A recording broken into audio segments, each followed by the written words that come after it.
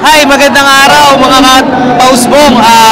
Andito na naman ang Team Pausbong. At kasama ko ngayon si Kuya Win Castro, Kuya Bok TV, Kuya Rancy Vlog, at ako, si Kiki.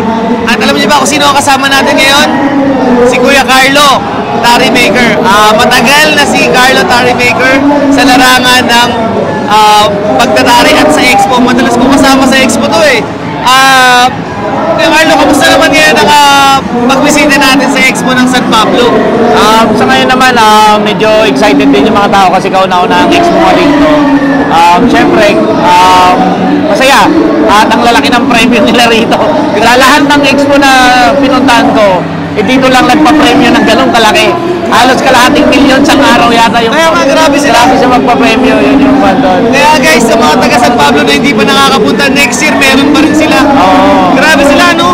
Kaya sabi ko, kinikwenta ko, biruin mo papasok pa lang, sa ticket mo pa lang, 100,000 kahapon pinamigay. Ngayon, 4 PM mamaya, 100,000 ulit. Tapos may bully pang Tapos mamalit. yung mga puli nila, nagkakalaga ng 200. Tapos may mga forward pa.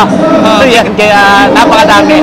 At kung hindi nyo nagtatanong guys, hindi ito tatawagin Carlo Tari Maker kung hindi nyo nakikita ang mga tari.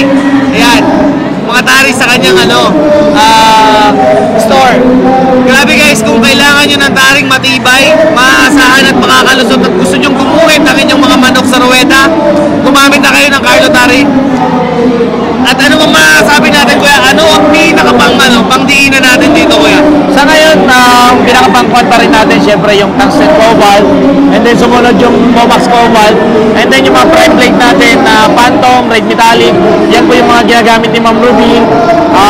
Syempre Dido, hindi mawawala yan, ginagamit ni Boss Jenjen.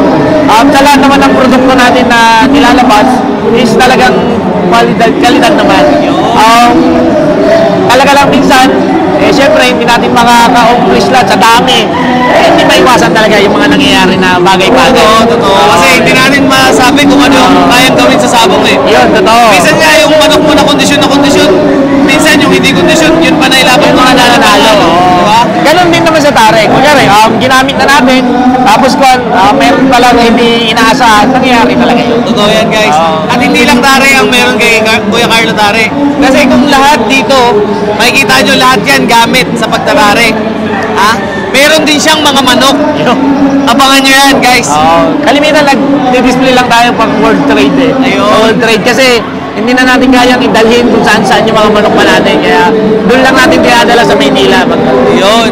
So guys, kung gusto nyo mag-avail ng tare at ng mga estudyante ni Carlo Tari Maker, saan namin kayo kuya hanapin? Sa Cavite lang po ako, sa Molino, Springfield. Yan, pakitag na lang mamaya yung call, pipicturean na lang para makita yung pinaka-address. And then syempre, nagpapasalamat din kayo kay Idol. Kung di dahil sa kanya, walang magandang battery cage o cages yung mga manok natin pagdalatin ng expo. Ayun, salamat guys. Yung social media account natin kuya? Social media, Carlo Tari Maker sa page, and then Carlo Nicolas. Yan lang po, pakipalo na lang po ako. Tapos, may mga followers tayo dyan. Minsan namimili ako dyan, binibigyan ko ng tari kung sino mga mahilig mag-share, mahilig mag-vlog. Yun basta, lahat. Yun, yan, grabe. Kaya guys, kung gusto nyo ng quality at matibay at gusto nyo makaguhit ang manok nyo sa laban, subukan nyo ang Carlo Tari Maker. Ang mga tari ni Carlo. Salamat! Thank you, mga idol. Thank you,